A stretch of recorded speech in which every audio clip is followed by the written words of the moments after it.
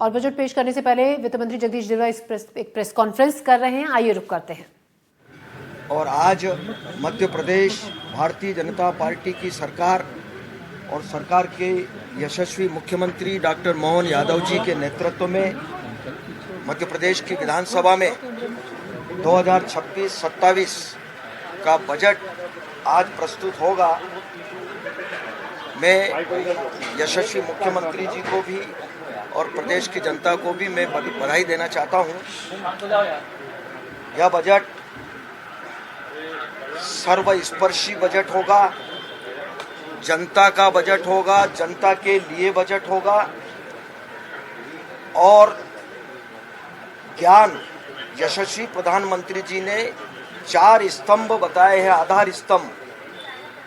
नारी, युवा, किसान और गरीब, ये 4 स्तंभ को आधार मान करके 2027, 26 और 27 का बजट आज पेश होगा। हमने पूरी तरह से फोकस इसको किया है और मैं धन्यवाद दूंगा यशस्वी मुख्यमंत्री जी को कि पिछले वर्ष उन्होंने उद्योग वर्ष के रूप में उन्होंने घोषित किया था, तो काफ़ी उसका लाभ प्रदेश में मिला है।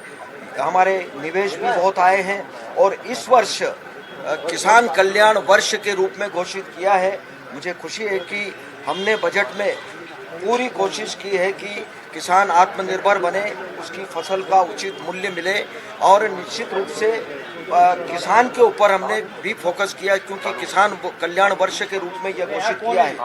और बजट बनाने के पहले, जैसा पहले भी मैंने कहा था कि मध्य प्रदेश में भारतीय जनता पार्टी की सरकार ने, क्योंकि जनता के द्वारा ही, जनता के लिए ही बजट प्रस्तुत होता है, तो हमने जनता से, आम जनता से सुझाव आमंत्रित किए और बड़ी संख्या में सुझाव आम जनता के मिले हैं। अच्छे सुझाव आए। फिर हमने संवाद रखा है विषय विशेषज्ञों को, जो बजट से संबंधित जो विषय विशेषज्ञ लोग हैं, हमने बाहर से भी बुलाए।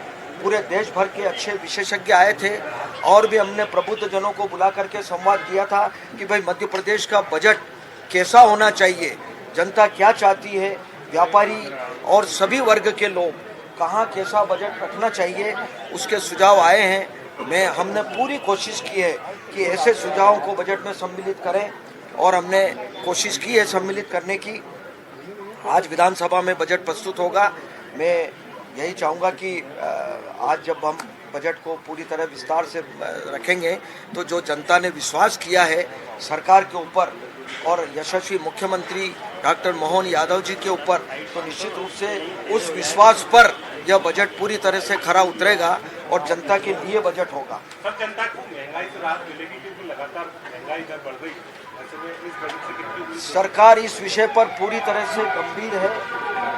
केंद्र सरकार में भी इस बात की आपको पता होगा कि चिंता की यशस्वी प्रधानमंत्री जी ने और भारत सरकार की वित्त मंत्री जी ने जब बजट अभी भी पेश किया और पिछली बार भी पेश किया था, तो आपको पता होगा कि मिडिल क्लास के लिए इनकम टैक्स का 7 लाख से बढ़ा करके 12 लाख किया था।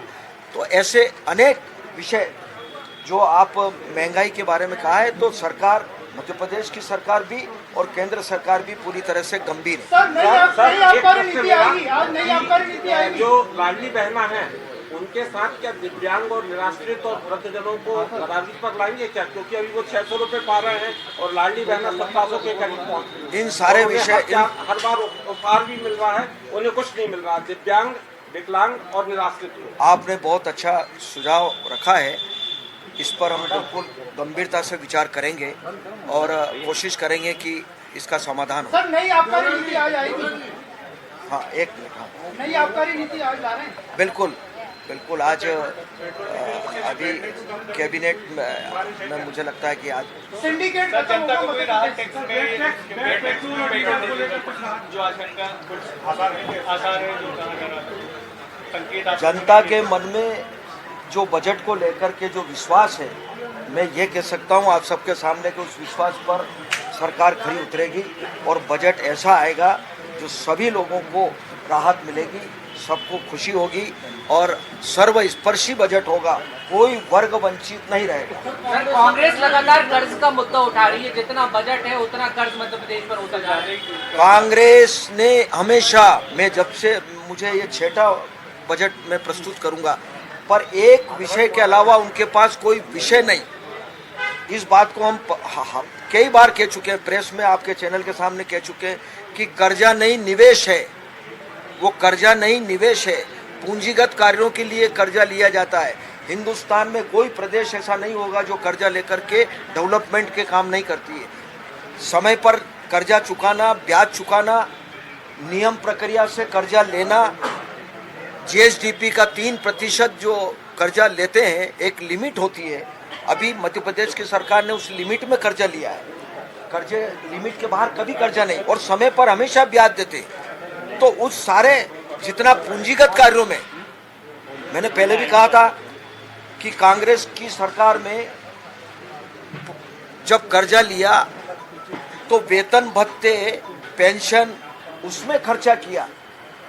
और यहाँ मध्य प्रदेश में भारतीय जनता पार्टी की सरकार ने जब भी कर्जा लिया तो पूंजीगत कार्यों के लिए, इंफ्रास्ट्रक्चर के लिए खर्चा किया, दूसरे कामों के लिए कोई खर्चा नहीं किया। आप मध्य प्रदेश की सड़कें देख लें, सिंचाई योजनाएं देख लें, मेडिकल के क्षेत्र में देख लें, हेल्थ एजुकेशन के क्षेत्र में देख लें, और गरीब कल्याण योजनाएं जितनी चल रही है, मुझे लगता है कि ये सारे काम मध्य प्रदेश की सरकार इस बार बार उस विषय को, कर्जा जितना का बजट है उससे ज़्यादा कर्जा है। अरे भाई, कर्जा है, कर्जा समय पर अलग अलग लेते हैं। केंद्र सरकार की ओर से 50 साल के लिए बिना ब्याज के कर्जा सरकार उपलब्ध करवाती है, अब उसको धीरे धीरे पटाते हैं। लेकिन डेवलपमेंट तो आज दिख रहा है ना मध्य प्रदेश में। बहुत बहुत धन्यवाद। सर, पहली बार रूलिंग बजट जुड़ा है, पहली बार रूलिंग बजट कितना फायदेमंद होगा? पहले जीरो बजटिंग के हिसाब से था। जब हमने जीरो बजट का शुरू किया था तो उस समय इसका लाभ काफ़ी मिला, चूँकि पहले विभागों से पूछ लिया जाता था और विभाग भी अपनी डिमांड बताते थे कि भाई हमको इतना बजट चाहिए। तो हमने ये तय किया कि भाई जितना आवंटित आपको, जितना राशि आपको दी गई थी, जितना प्रावधान आपको किया था, आवंटित की गई थी, खर्चा कितना किया, अगर नहीं हो पाया और काम नहीं है तो बजट उतना नहीं मिलेगा। उसके बाद हमने रोलिंग बजट के हिसाब से ये प्रयोग किया है। तो 26, 27, 27, 28, 28, 29 हमने 3 साल आगे तक का हमने रोड मैप किया। आने वाले वर्षों में कैसा मध्य प्रदेश में कौन कौन से विभाग में कौन कौन से काम होना है, उस दृष्टि को ध्यान में रखते हुए हमने ये बजट प्रस्तुत किया है। इसका लाभ मिलेगा और निश्चित रूप से वित्तीय प्रबंधन में इसका सहयोग मिलेगा। बिल्कुल नहीं है, बिल्कुल नहीं है। बहुत अच्छा, जनता के आशीर्वाद से सरकार अच्छी चल रही है और बेहतर।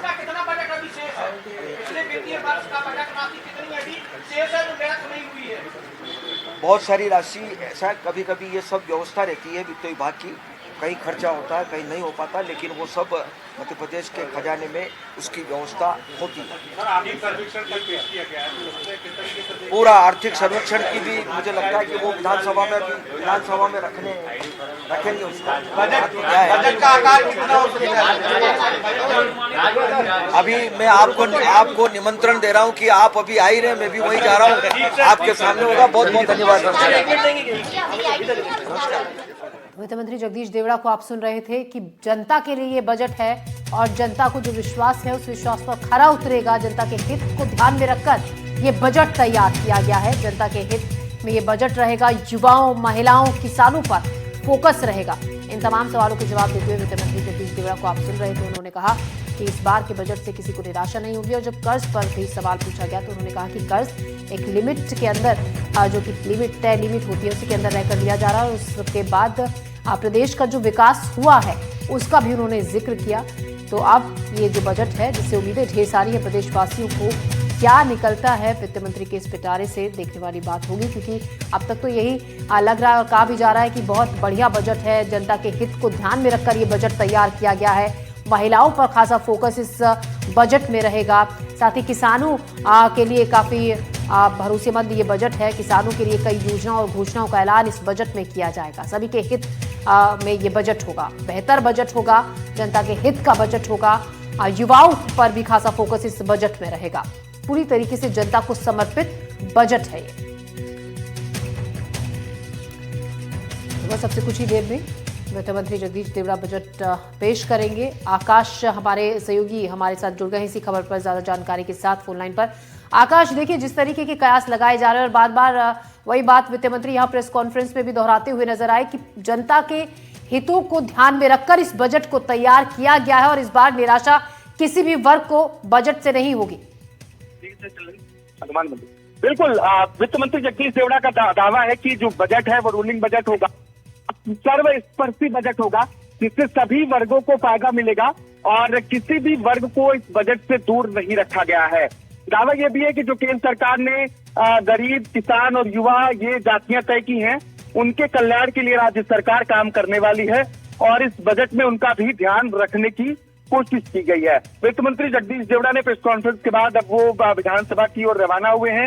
इसके साथ ही क्योंकि अब से थोड़ी देर बाद कैबिनेट की बैठक होगी, इस कैबिनेट की बैठक में बजट को पास किया जाएगा। बजट के पास होने के साथ साथ ही जो नई आबकारी नीति है वो भी आएगी। सभी की निगाहें राज्य सरकार के बजट पर है और पहली बार ऐसा किया जा रहा है कि सरकार इस बार जो रोलिंग बजट है वो पेश करने जा रही है। इस रोलिंग बजट से उम्मीद ये है कि जो नया वित्तीय प्रबंधन है उसमें सहयोग मिलेगा। कर्ज को लेकर भी वित्त मंत्री जगदीश देवड़ा ने जानकारी दी है कि कर्ज पूरी तरीके से लिमिट में रहकर लिया है और कोई भी प्रदेश ऐसा नहीं है जो बिना कर्ज के काम कर रहा हो।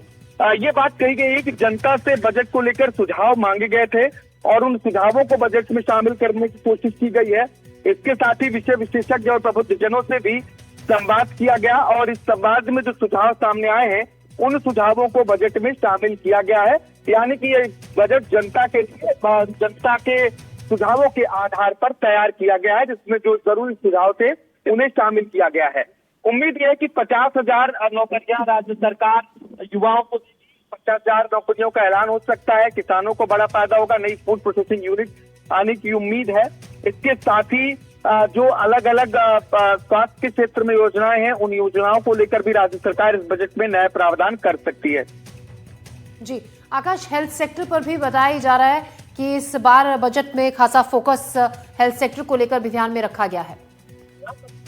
बिल्कुल, सीएम केयर को लेकर एक नया प्रावधान करने की संभावना जताई जा रही है, जिसमें राज्य सरकार जो कार्डियक सेंटर्स हैं उनकी संख्या बढ़ा सकती है। इसके साथ ही जो अलग अलग मेडिकल कॉलेजेस हैं वहां पर कैंसर और हार्ट सुपर स्पेशलिटी अस्पताल खोले जाने की संभावना है, जिसमें 2000 करोड़ रुपए तक का खर्च होने का अनुमान है। इसके अलावा 12 वेलनेस आस्था टूरिज्म हब उज्जैन खजुराहो तक 12 स्थल को विकसित किए जाने की उम्मीद है। आयुष वीजा से जुड़कर एमपी के जो देश है, एमपी देश का दूसरा सबसे बड़ा वेलनेस डेस्टिनेशन बन सकता है। इसके साथ ही जो कुपोषण की स्थिति है मध्य प्रदेश में उसको दूर करने के लिए 1.40 करोड़ रुपए बच्चों को टेट्रा पैक दूध उपलब्ध कराने के लिए सरकार दे सकती है, जिससे आने वाले समय में पोषण में एक बड़ा सुधार हो सकता है। जी आकाश, क्या इस बार के बजट में पंचायत चुनावों की भी झलक दिखाई दे सकती है?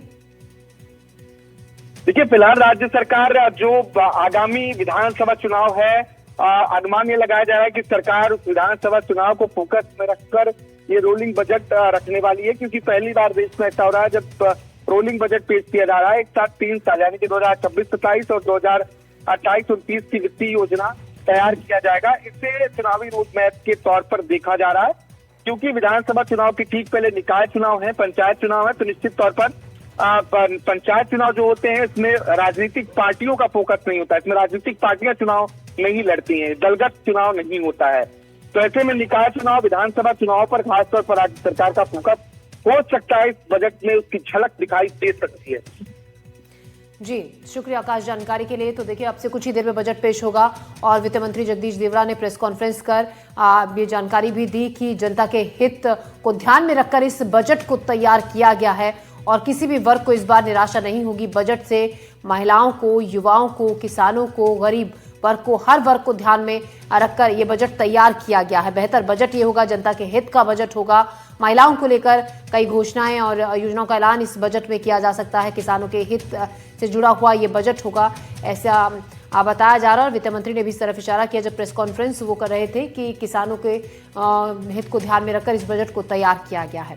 तो देखने वाला बात होगी कि अब से कुछ ही देर में पेश होने वाला बजट कितनी राहत प्रदेशवासियों के लिए लेकर आता है।